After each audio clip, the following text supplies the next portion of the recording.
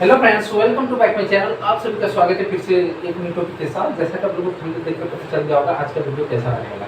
बिना time waste किए हम स्टार्ट करेंगे आज की वीडियो। आज की वीडियो हम सीखेंगे, जानेंगे कि एक फुटिंग की स्टील कैलकुलेशन कैसे करते हैं। ठीक है, तो इसी टॉपिक पे आज हम खुली बात करेंगे और बेसिक चीज़ हम देखेंगे कि एक क्रॉस सेक्शन काटने के बाद स्टील हमारा किस तरह दिखता है। ये कंप्लीट डिटेल्स हम सीखेंगे। जैसा कि आप लोगों को ये बोर्ड के ऊपर मैंने पहले से एक ड्रॉ प्लान कर रखा है, जो कि ये हमारा जो फुटिंग साइज है 1500 mm बाय 2000 mm हमारा है। ठीक है, 1.5 मीटर बाय 2 मीटर की एक मैंने प्लान किया है, जिसमें कि आपको ये रेक्टेंगल वाला पार्ट दिख रहा होगा 300 बाय 300। ये हमारा कॉलम साइज है, राइट। जब कॉलम साइज को ऐसे ऐसे हम मिला देते हैं तो एक ये ट्रेपेजोइडल वाली पार्ट हमें दिखने लग जाता है। ठीक है, तो ये क्यों दिखता है? क्योंकि हमारे पास जो एज पर साइट पे जो ड्राइंग आता है ज़्यादातर आइसोलेटेड फुटिंग हमारे पास मिलता है, या आइसोलेटेड फुटिंग बोलो या ट्रेपेजोइडल फुटिंग आप कर सकते हो, राइट। जो ये ट्रेपेजोइडल फुटिंग की सेक्शन अगर हम काटते हैं एक्स एक्स, अगर आप यहाँ से काटते हैं तो हिडन वाला पार्ट इसमें आपको इस वाले क्रॉस सेक्शन में दिख जाता है। हिडन वाले पार्ट अगर हम बात करें, अगर आप इसको कॉलम को काटोगे तो आपका लॉन्गिट्यूडनल बार जो आने वाला होगा, जो इसके अंदर जो स्टील मैंने प्रोवाइड, सपोज करो कि 4 स्टील प्रोवाइड है, तो इस तरह आपकी ये वाला क्रॉस सेक्शन लॉन्गिट्यूडनल बार आपके कॉलम की प्लेसिंग में दिखेगा, राइट। ये हमें दिख गया, ठीक है। क्योंकि टाइम बहुत कम होती है और वीडियो लॉन्ग अगर बन जाती है तो उसमें भी कभी कठिनाई का सामना करना पड़ता है, इसलिए मैं पहले से ड्रॉ करके रखा आप लोगों को, राइट। जब आप करते हो तो ये वाला लॉन्गिट्यूडनल बार कराएगा, ये वाला बार लॉन्गिट्यूड। जब ये सारा चीज हम स्टेप बाय स्टेप सीखेंगे, जब कॉलम की स्टील आपको मैं बताऊंगा निकालने के लिए तो उस टाइम सीखेंगे। इसलिए मैं सिर्फ आपको फुटिंग से जहां से बेसिक चीज स्टार्ट होती है, हम जीरो लेवल से आपको स्टार्ट कर रहे हैं, राइट। अब देखो क्या है कि यहाँ पे एक रेक्टेंगल पार्ट आपको दिखता है, इस तरह की आपको पार्ट दिखता है, ये हमारा मेन बार कहलाता है। ठीक है, जो कि मेन बार आपको ड्राइंग में इस तरह एरो देके भी दे देगा, या तो आपको एक टेबल बना के देखने को मिल जाता है। सपोज करो कि अगर आपके ड्राइंग में कोई क्रॉस सेक्शन, कोई फुटिंग की क्रॉस सेक्शन है, आपके पास कोई सेक्शन है, तो आपका क्या होगा, ये प्लान है, ये आपका सेक्शन है, राइट। ये प्लान है, ये आपका सेक्शन है, समझ गए। तो सब सेक्शन आपकी होगी तो सेक्शन के अंदर भी इस तरह एरो दिखाता है, मेन बार से लिख देता है 12 5 @150 mm center to center, right. उसी तरह ये आपको रोल टाइप की गोल गोल आपको दिखाई दे रहा होगा। जब हम स्टील को कट करते हैं, जब प्लान से सेक्शन एक्स एक्स से हम इसको हम सेक्शन से काटेंगे तो डिस्ट्रीब्यूशन बार, जो मेन बार क्या होता है, एक लेयर में स्टील बार होती है, दूसरी उसके ऊपर स्टील बार होती है, तो ऊपर वाला पार्ट हमारा इस तरह दिखाई देगा। ठीक है, इस तरह गोल गोल दिखाई देगा। तो इसमें भी एरो आपको मार्क करके दे दिया जाता है। ये 12 है, सॉरी, ये आपको 10 5 150 @150 सेंटर टू सेंटर दिया हुआ है। ठीक है, दोनों की स्पेसिंग बोथ आर सेम है, बस स्टील डिफरेंट है, राइट। तो अब हम इन केस क्या करेंगे, हम स्टील निकालेंगे। स्टील निकालने में आपको एक चीज की और आपको जरूरत पड़ेगी। अगर स्टील का ये वाला पार्ट एल, क्योंकि हम जो साइड पे जो स्टील हम यूज करते हैं, किस शेप में स्टील यूज होता है, ऐसे देखे होंगे कि ये नीचे वाला पार्ट जाता है प्लस ये पार्ट जाता है, ये।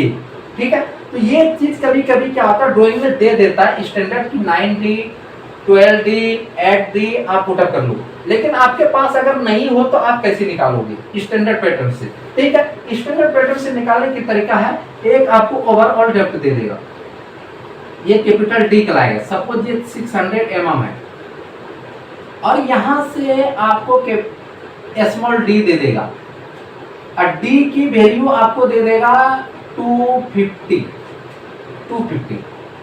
mm। लेकिन ये डी की स्मॉल डी की वैल्यू 250 नहीं है, समझ लो पूरी बात।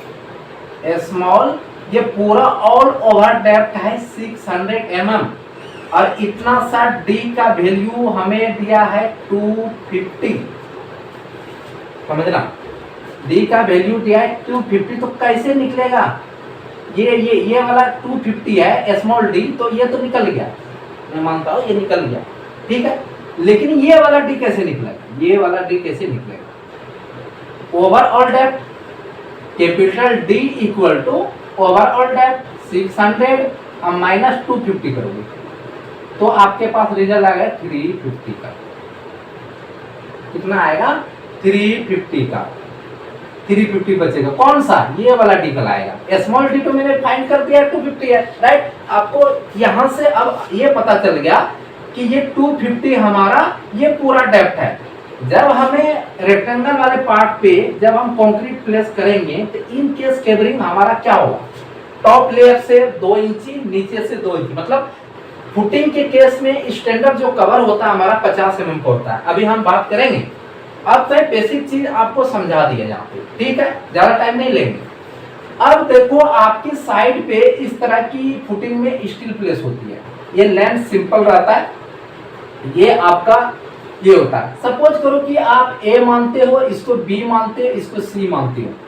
कटिंग लेंथ निकालना बहुत ही आसान है, सिर्फ आप थोड़ी सी पैटर्न और थोड़ी सी दिमाग लगाकर अगर आप देखते हो तो बिल्कुल इजी है। इसमें कोई लेंदी प्रोसेस नहीं है, कोई रॉकेट साइंस नहीं है, ठीक है। अब देखो, अब यही तो हमें फाइंड करना है, क्योंकि आपसे अगर कोई क्वेश्चन पूछता है या इंटरव्यू में आप जाते हो तो सबसे पहले अगर आप स्टील या बीपीएस का क्वेश्चन अगर आता है तो ऑलमोस्ट लगभग आपसे ये पूछा जाएगा कि स्टील की मोड ऑफ मेजरमेंट क्या होता है। तो स्टील की मोड ऑफ मेजरमेंट क्या होता है आपको क्या बताना हमेशा, रनिंग मीटर, रनिंग फीट।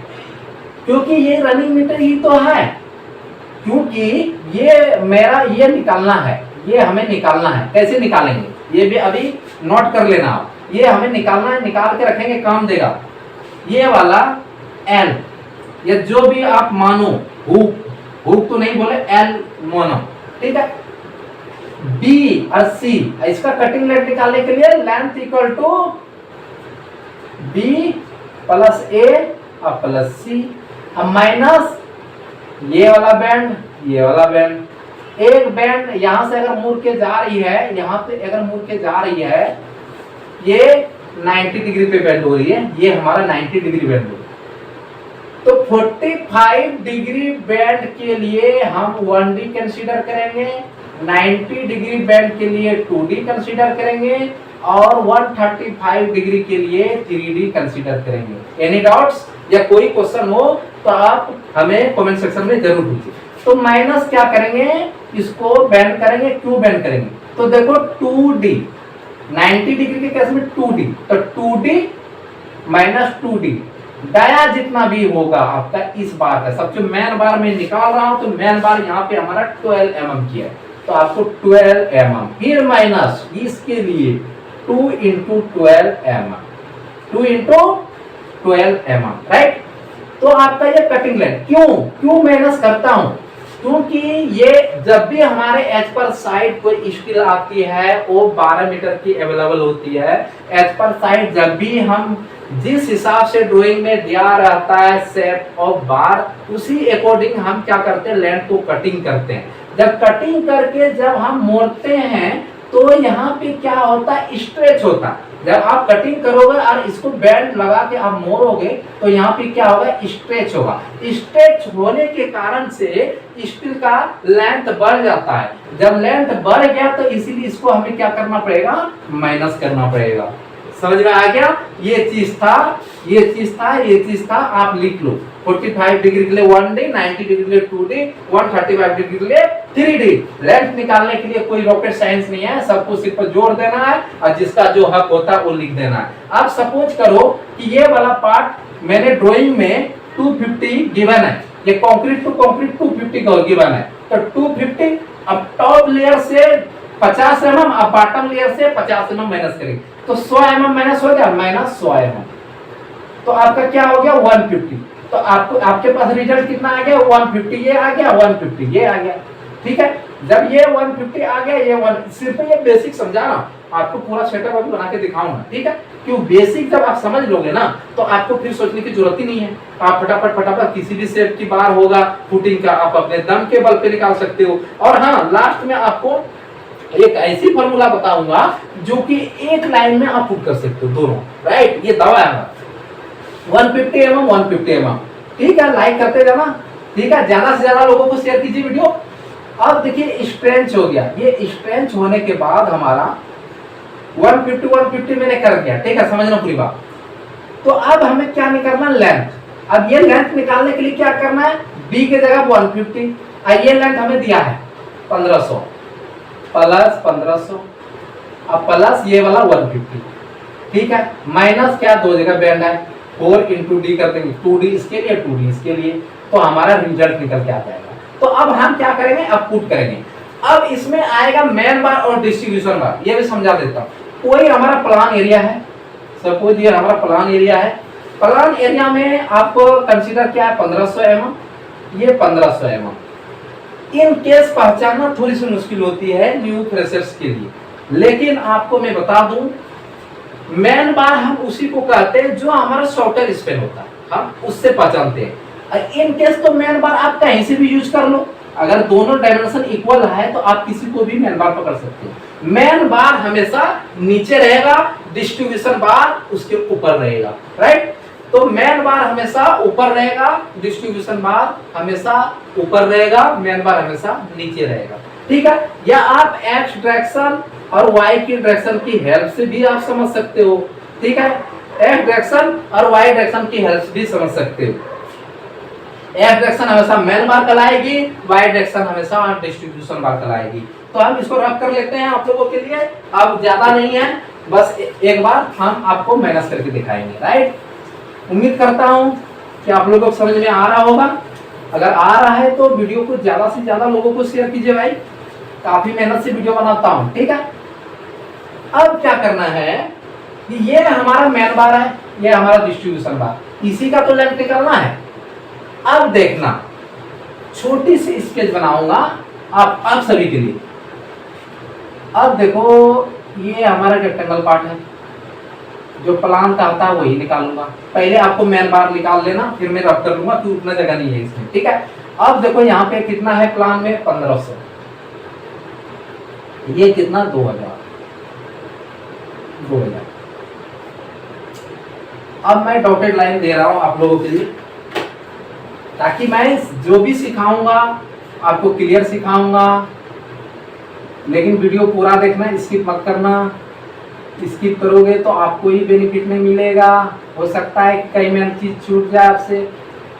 अब देखो यहाँ पे ये मैंने ग्रीन कलर से आप लोगों के लिए मार्क कर दिया। क्यों किया, क्योंकि इतना सा ही स्टील हमारा पुटअप होना है, राइट। अब सपोज करो ये हम क्यों दिए, ये वाला पार्ट क्यों दिए, ये हमारा क्लियर कवर होता है, क्लियर कवर, ठीक है। एक होता है क्लियर कवर, एक होता है नॉमिनल कवर, एक होता है ये इफेक्टिव कवर।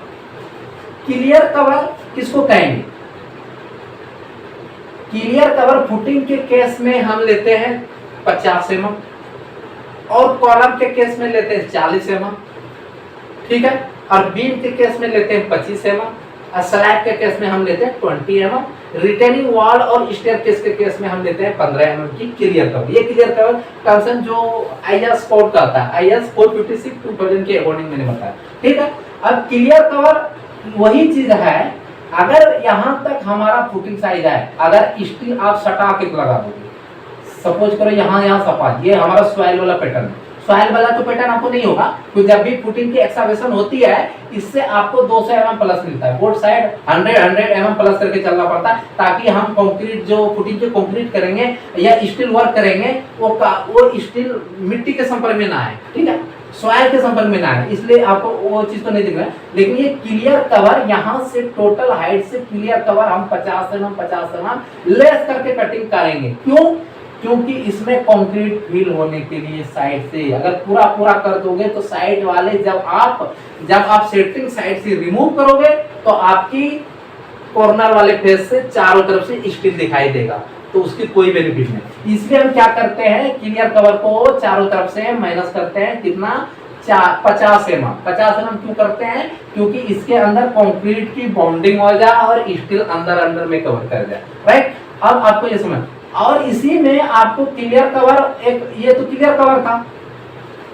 अब नॉमिनल कवर किसको कहते हैं, नॉमिनल कवर देखो, इस वाले पार्ट से अगर स्टील की सेंटर तक अगर माइनस कर दिया आपने, स्टील की दाया जो होगा, सपोज ये 12 बार के ऐसे जा रहा है, तो इस वाले पोजीशन से आपको क्या कहेंगे, उसको आप नॉमिनल कवर कहेंगे। अगर अंडर डायमेंशन आपका है तो क्लियर कवर है। इस वाले पोजीशन से अगर स्टील के सेंटर तक पहुंच गए हैं तो वो नॉमिनल कवर है और इफेक्टिव कवर भी बोला जाता है उसे, राइट। ये आपका क्लियर हो गया। अब मैं बात करता हूं आप लोगों को ये वाला टेंडेंसी, ठीक है। अब स्टील की जब अब मेन बार क्या मैंने बताया कि जो लेंथ कम होगा वो मेन बार कहलाएगा। 1500 हमारा कम है तो स्टील की प्लेसिंग ऐसे ऐसे होगी। सपोज स्टील का टेंडेंसी ऐसे होगी, ऐसे होगी। मैं सपोज आप लोगों को प्रॉपर तरीके से समझाना चाह रहा हूं ताकि आप प्लेन बार अगर डाल दो, देखो ऐसे दोनों तरफ से एल बना होगा और बीच में प्लेन होगा। इस तरह से स्टील क्या होगा हमारा प्रोवाइड होगा, इस तरह से स्टील प्रोवाइड होगा। इस तरह से आपकी स्टील देखने को मिलेगा, राइट। इस तरह से स्टील देखने को मिलेगा, राइट। उसी तरह से डिस्ट्रीब्यूशन बार, जब डिस्ट्रीब्यूशन बार निकालेंगे तो आपको बताएंगे, ठीक है। तो कहने का मतलब क्या है, इस वाले ऐसे शेप का कटिंग लेंथ हमें को निकालना है, ऐसे शेप का, ठीक है। जो कि अभी मैंने समझा दिया, मैं डायरेक्ट निकालूंगा। अब निकालो लेंथ ऑफ मेन बार, लिखो यहाँ पे length of main bar. Length of main बार मैंने पहले बता दिया है, ये आपकी इस वाले पोजीशन से लेके इस वाले पोजीशन तक की डायमेंशन है। बोर्ड साइड 50 mm माइनस करेंगे तो 1500 माइनस बोर्ड साइड 100 mm तो 1400 mm आपका लेंथ बच गया। अब बात आती है कि इस तरह प्लेस कितना बार लगेगा, तो ये लेंथ सिर्फ लेंथ डिसाइड करेगा। लेकिन ये बार जब ऐसे ऐसे लगेगा तो ये वाला बार डिस्ट्रीब्यूशन की लेंथ बताएगी कितनी इसकी लगेगी। तो नंबर ऑफ बार्स निकालने के लिए फॉर्मूला होता है numbers of bar equal to length बटे स्पेसिंग प्लस 1। समझ गया, लेंथ बटे स्पेसिंग प्लस 1। जब भी मेन बार का लेंथ निकालेंगे तो डिस्ट्रीब्यूशन बार का लेंथ आएगा, लेंथ बटे स्पेसिंग। क्योंकि टेंडेंसी कैसा होता है, क्योंकि हम ऐसे ऐसे बार निकाल रहे हैं ऐसे, तो ऐसे में क्या 200 यही वाला तो लेंथ डिसाइड करेगा, समझना।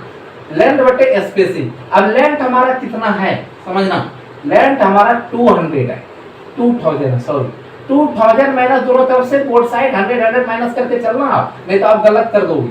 1800 ये आपको मिटा देता हूं, सॉरी, ठीक है। अब देखो ये हमारा इक्वल टू 1800 डिवाइडेड बाय कितना है मेन बार 12 फाइव मतलब dia 12 dia at the rate 150 mm। 150 से आपको क्या करना है, भाग देना है, प्लस 1 करना है। कैलसी निकालो, आपको नंबर पुट हो जाएगी, ठीक है। इंजीनियरिंग कैलसी जिनके पास करो, नहीं तो नॉमिनल करो, कोई बात नहीं। 1800 डिवाइडेड बाय 150, सॉरी देखो 1800 डिवाइडेड बाय 150 और प्लस 1 कर दो। अभी बताएंगे 1 क्यों। 13 नंबर्स, 13 नंबर्स क्या है कि ऐसे ऐसे मेन बार हमारा 13 नंबर्स लगेगा, 13 नंबर्स लगेगा। ये फाइंड हो गया। 1 प्लस मैंने क्यों लिया, क्योंकि ड्राइंग में जो दिया है 6 इंच सेंटर टू सेंटर, मतलब एक दूसरे की सेंटर टू सेंटर, और एक जो मैंने लिया है ये सेफ्टी फैक्टर के लिए लिया है, सेफ्टी फैक्टर के लिए लिया जाता है, राइट। यहाँ पे मैंने आपको क्लियर कर दिया ये चीज। अब मैं बात करता हूं लेंथ ऑफ मेन बार इतना था, समझना, लेंथ ऑफ मेन बार इतना था 1400, लेकिन नहीं एल मैं भूल गया ऐड करना, एल मैं भूल गया ऐड करना, जो एल ये वाला। तो मैंने अभी बताया था कैपिटल डी हमारा 250 है, 250 में बोथ साइड माइनस करेंगे तो हमारा डी 100 निकल जाए, तो ये हमारा क्या कितना कल आएगा 150 ले लेना, या तो आप 90 भी कंसीडर कर सकते हो फॉर्मूला में। ये 150 है तो 150 प्लस 300 ऐड कर देंगे इक्वल टू 1700। एक लेंथ ये हमारा पूरा कितने होगा 1700 होगा, अभी होगा। लेकिन अब मेन बार की जो कटिंग लेंथ, अब लिखो cutting length of main bar,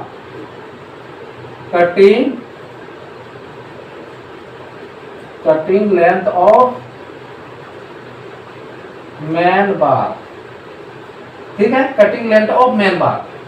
cutting length of main बार कितना है 1700 माइनस माइनस माइनस ये अभी लेंथ एक्चुअल लेंथ अब 1700 हो गया, ठीक है। 1700 माइनस क्लियर कवर मैंने पहले ऑलरेडी माइनस कर लिया था, ठीक है। सपोज करो ये 1700 है माइनस इसमें बैंड करना भी भूल गए 2D इनके केस में 2D इनके केस में, तो 4D 2 into 12 minus 2 into 12 both side clear cover. तो आप सॉल्व करो। अब देखो ये हमारा 1500 था जिसमें कि क्लियर कवर दोनों तरफ से माइनस किया था 1500 में 100 तो 1400 बच गए थे। 1400 में 300 ये वाला पार्ट 150 ये वाला पार्ट 150 ये 300 तो 14 3 1700। 1700 के बाद मैंने क्या किया ये माइनस और ये बैंड मैंने क्या किया माइनस कर दिया, ठीक है। तो माइनस करने के बाद आप कैलसी पे पुट करो 1700 माइनस 2 इंटू 12 माइनस 2 इंटू 12 ये दो ही जगह तो बैंड माइनस होगा हमारा, ठीक है। तो हमारे पास 1652 बचता है। लेंथ कितना 1652, ठीक है। इसलिए टोटल लेंथ इक्वल टू 1.652 गुना 13 कर दो, ठीक है।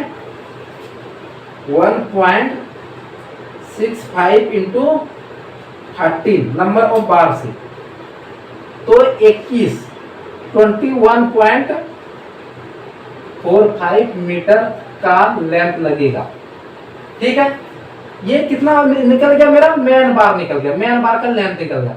अब मैं आप लोगों को डिस्ट्रीब्यूशन अब ये नोट करो, आप फटाफट नोट करो, ठीक है। अब नोट करो।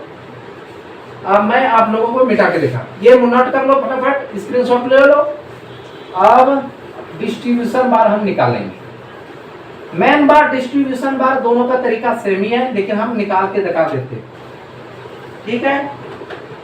अब मेन बार का लेंथ कितना आया आपके पास, ये मेन बार का लेंथ कितना आया एक आ गया ना, cutting length of main bar sorry cutting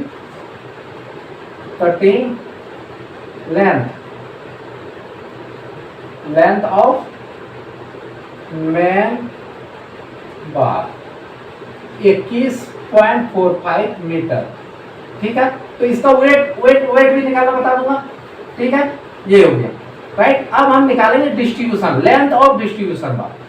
पहले हम लेंथ निकाल लेते हैं, लेंथ ऑफ डिस्ट्रीब्यूशन शॉर्ट में लिख दिया distribution bar, length of distribution bar. देखो अब देखो सपोज एक बार मैं यहां पे बना लेता हूं, रद्द कर लिया डिस्ट्रीब्यूशन बार का ऐसे लेंथ की प्लेसिंग है, ठीक है। ऐसे लेंथ की प्लेसिंग है, समझना डिस्ट्रीब्यूशन बार की ऐसे लेंथ की प्लेसिंग है। ये हमें आपको दे रखा है 2000, ये 150, ये 150 कहां से निकाला यहां से कैपिटल टी 250 दिया और टॉप और बॉटम की क्लियर कवर माइनस कर दिया, राइट। अब यहाँ पे क्या हुआ, यहाँ पे अब इसका हम इस वाले बार का लेंथ पहले पता करनी है, लेंथ ऑफ डिस्ट्रीब्यूशन बार, ठीक है। तो लेंथ ऑफ डिस्ट्रीब्यूशन बार कितना 2000 माइनस नहीं माइनस हाँ 2000 अब प्लस ये ऐड करो और ये ऐड करो, या पहले क्लियर कवर माइनस कर दो, minus clear cover board side clear cover. अभी तो बात किया था मेन बार में, बोर्ड साइड क्लियर कवर कितना 50 100 mm माइनस हो गया, ठीक है। अब ये प्लस एल टाइप की जो ऊपर जा रही है हमारा, ठीक है, ये जो ऊपर जा रही है प्लस 150 प्लस 150। अब देखो ये बैंड इंक्रीज होने के कारण बैंड इंक्रीज होता जाता है, इसकी लेंथ बढ़ जाती है, इसलिए माइनस कितना 2 into D minus 2 into D, 2D या 2 इंटू डी एक ही बात है, राइट। अब आपको यहाँ पे खाली सजानी है 2000 minus 100 plus 150 plus 150 minus 2 into 10 dia कितना है डिस्ट्रीब्यूशन बार का 10 mm की सरिया माइनस 2 इंटू 10, राइट। अब इसको कैलसी पे सॉल्व कर देना है। मुझे लगता है कोई कंफ्यूजन हुई होगा, अगर कंफ्यूजन हो भी गई तो आप कमेंट सेक्शन में जरूर कमेंट करना, ठीक है। अब 2000 माइनस 100 माइनस नहीं प्लस, क्योंकि L मेरा प्लस में जाएगा, प्लस 150 प्लस 150 राइट। अब माइनस होगा बैंड 2 इंटू 10, अब माइनस 2 इंटू 10। जब कैलसी पे पुट करोगे तो आपको मिलेगा 2160। 2160 डिवाइडेड बाय 2160 डिवाइडेड बाय आप 1000 करते हो, ठीक है। 2160 डिवाइडेड बाय आप 1000 करते हो तो कितना निकलेगा 2.16। कितना निकलेगा 2.16 डिवाइडेड बाय 1000 कर दो तो आपको रिजल्ट आ जाएगा 2.16 का एक लेंथ की कट होगा। ये तो एक लेंथ की कट है। अब बात आती है कितना बार लगेगा ऐसे में, तो number of bars equal to length बटे स्पेसिंग प्लस 1। लेंथ कितना है हमारा ये डिसाइड करेगा। दोनों तरफ से क्लियर कवर 1500 में 1400 डिवाइडेड बाय 150 प्लेसिंग और प्लस 1 कैलसी पे पुट करो, ठीक है।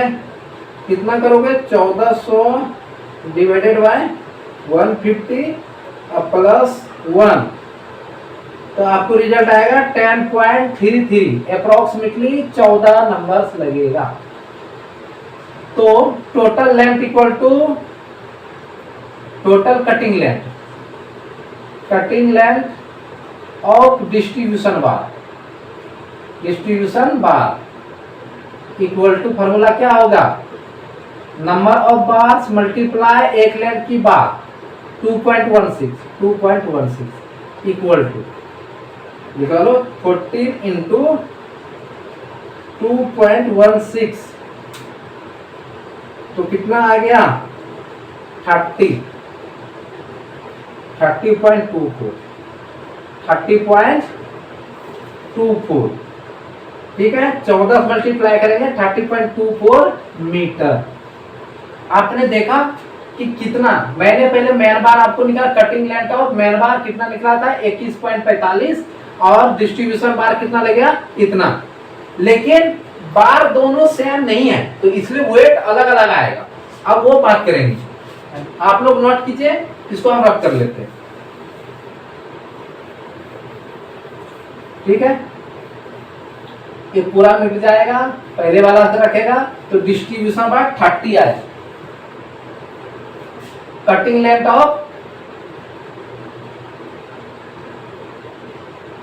Length of distribution bar 30.16 meter. अब देखे वेट, दोनों का वेट कितना आया, क्योंकि स्टील जो हमें मिलता है मंगाने के लिए लेंथ चाहिए जो कि आपके पास इतना मीटर 21.6 मीटर है, तो कितना लेंथ मिलेगा 12 मीटर का एक सरिया आता है। तो अगर आप 12 से इसको अगर भाग दो देंगे तो नंबर ऑफ पीस निकल जाएगा। समझ गया कितना पीस है और एक बंडल में कितना सरिया आता है। अब वहां पीस से अब उसको पीस के अकॉर्डिंग आप निकाल सकते हैं, राइट, इतना इसके हिसाब से। उसी तरह ये आपका 30.16 है, अगर 12 से भाग दोगे तो टोटल सरिया की पीस आ जाएगा, ठीक है। लेकिन हमें वेट चाहिए, वेट कैसे निकालें, वेट बराबर स्टील वेट निकालने का formula, steel weight equal to क्या होता है D square by 162 point something होता है, लेकिन हम राउंड फिगर 162 लेते हैं इंटू लेंथ। ये आपको यूनिट वेट बताएगा, ठीक है। लेकिन हम डायरेक्ट पुट करें डी स्क्वायर कितना, मैन बार कितना था 12 mm की सरिया था, 12 का स्क्वायर डिवाइडेड बाय 162, ये मैन बार लेंथ, मैन बार के लिए, ठीक है। ये मैन बार के लिए वेट निकल जाएगा 162 इंटू लेंथ 21.45 कैलसी पे करो आपको केजी में लेंथ दे देगा, ठीक है। इक्वल 12 का स्क्वायर डिवाइडेड बाय 162 इंटू 21.45 21.45 अगर आप करते हो तो 19 केजी आपको स्टील आएगा, 19 केजी, राइट।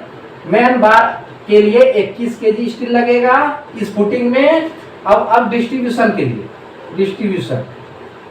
डिस्ट्रीब्यूशन बार की वेट निकालने के लिए स्टील वेट बराबर फॉर्मूला लग गया। ये मेन बार के लिए हो गया, ये डिस्ट्रीब्यूशन बार के लिए।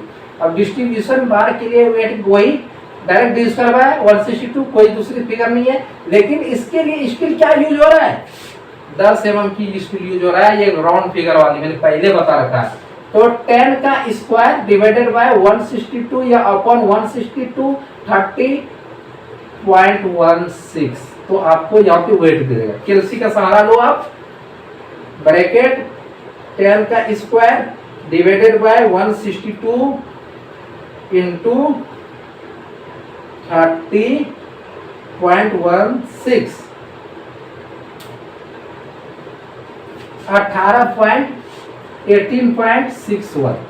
18.61, ठीक है। ये आपका टोटल वेट आ गया। आप वेट आपका अलग अलग आपने देखा। ये वीडियो लंबी इसलिए हुआ क्योंकि काफी मैंने आप लोगों को क्रॉस सेक्शन समझाया, हर चीज समझाया, इसलिए इसकी लेंथ क्या हो गया, बहुत ज्यादा हो गया, ठीक है। तो उम्मीद करता हूँ आपको ये वीडियो अच्छी लगी है। अगर ये वीडियो अच्छी लगी है तो आप लाइक शेयर सब्सक्राइब जरूर करना। और ये वाला पार्ट अगर आपको एक्सेल में सीखना है तो ये चीज सेम आपको एक्सेल पे नेक्स्ट क्लास में एक्सेल पे बताया जा रहा है। एक्सेल पे बताया, भूलना मत। ये मैनुअल मैंने बताया आपको, एक्सेल पे सॉल्व करना हम बताएंगे, वो भी एडवांस लेवल पे। तो चैनल को सब्सक्राइब कर लो, बेनिफिट ही बेनिफिट है इस वाले चैनल से। थैंक यू, मिलते हैं नेक्स्ट वीडियो के लिए।